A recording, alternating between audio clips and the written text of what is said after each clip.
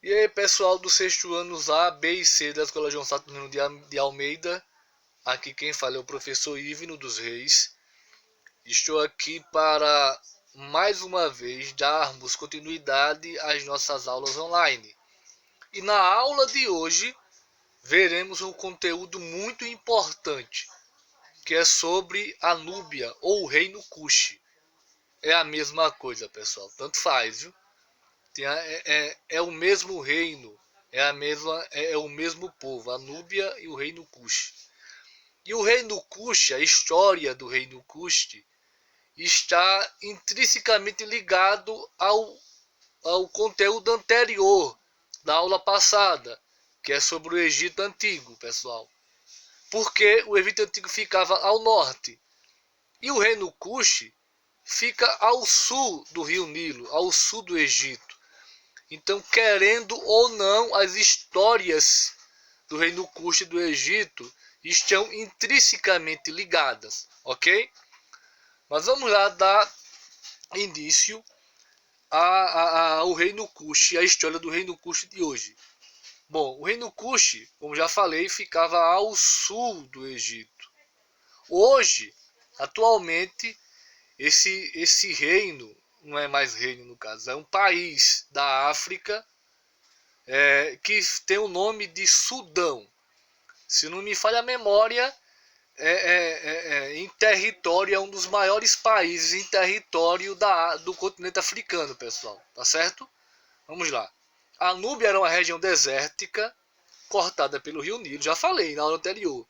O Egito ficava na região desértica, do deserto do Saara. E o reino Kush também, pessoal. Fica também ali no deserto do Saara, tá certo? Era uma região desértica cortada pelo rio Nilo, localizada entre a primeira e a sexta catarata desse rio, ao sul do Egito e ao norte do atual Sudão. Na antiguidade, foi onde floresceu a mais antiga civilização negra da África. Por volta do século IX a.C., se instalou na região um estado centralizado, o Reino Kush. Pessoal, o Reino Kush é um dos estados ou um dos reinos que mais se desenvolveu naquele período. Ele se desenvolveu primeiro até do que o Egito. Por isso que se diz aqui que ele foi um estado mais centralizado. Óbvio que no decorrer dos anos, o Egito passou a obter essa autonomia, esse poder maior, ok? Mas no início, o reino Kush era um poder mais centralizado, mais forte, tá certo? Óbvio que ele recebia influências do Egito desde a escrita, o hieróglifo, que a gente já falou aqui, desde a organização social e política. Napata e Meroé foram as principais cidades do reino Kush, certo, pessoal?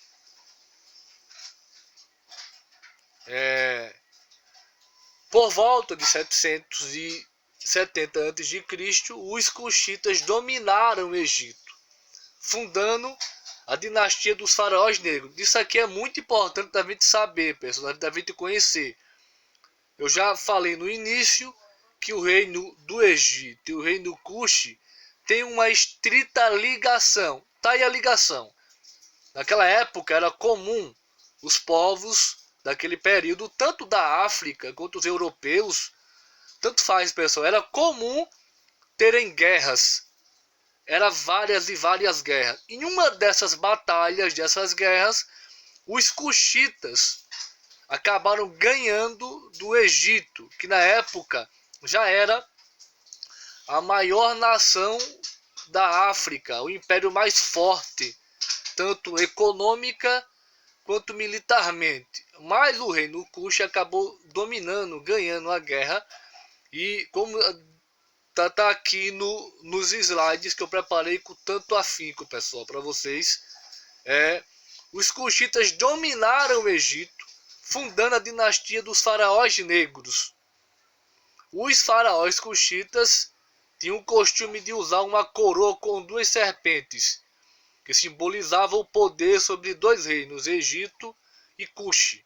Era comum, nesse período de dominação cuxita perante o reino egípcio, os faraós, pessoal, usarem uma coroa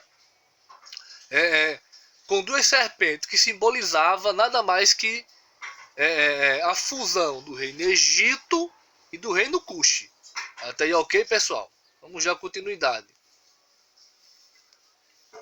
Quando, em 653 a.C., o Egito foi invadido pelos assírios, que é um povo da Mesopotâmia, os assírios. Aí os cuxitas foram obrigados a retornar para Napata, que por sua vez foi invadida também pelos assírios. Napata foi uma das capitais do Império Cuxita. Para resumir aqui, pessoal, chegou um período que tanto os cuxitas quanto os egípcios não estavam tão fortalecidos como antes. Vieram lá da Mesopotâmia um povo muito mais fortalecido, muito mais forte militarmente, que acabaram ganhando dos cuxitas e o obrigando a retornar para o seu antigo reino no sul do Nilo, no sul do Egito, capital que tinha como sua capital Napata. Mas também a capital do império do reino Cuxi foi invadida pelos assírios em 591 a.C., que obrigou o reino de Cuxi a se concentrar em Meroé, que é outra cidade cuxita que fica um pouco mais ao sul de Napata, mais para baixo realmente do lado do rio Nilo, construindo uma nova fase da história cuxita, mais isolados do Egito, o período Merioti. Resumindo, pessoal, nesse período, essa cidade de Meroé fica muito mais distante do Egito e da cidade até de Napata, que ficava muito mais próxima do Egito. Com essas derrotas, essas perdas, o reino Cuxi acabou se voltando mais para o sul, lá do rio Nilo, certo? Meroé também era um importante centro comercial e em pouco tempo se tornou um grande centro produtor de objetos de ferro do continente africano.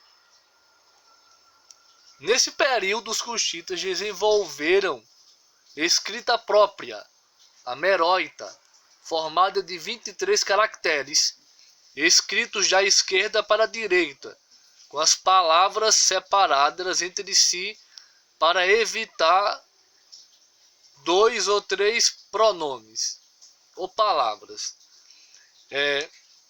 Como eu já havia falado para vocês aqui nessa pequena aula, essa pequena reflexão sobre o reino Cuxi, no início eles tinham total influência do Egito na questão da sua vida pessoal, na questão da religião.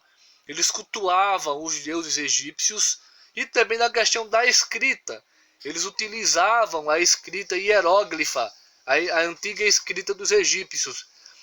Mas nesse período, pessoal, de isolamento, não nosso, desse isolamento perante os egípcios, que eles ficaram bem mais ao sul, impossibilitados de ir até o Egito devido ao deserto e também a outros fatores climáticos que existiam na época. Eles acabaram desenvolvendo também outras escritas, a escrita própria deles, a escrita meroita, formada por 23 caracteres, escrito da esquerda para a direita.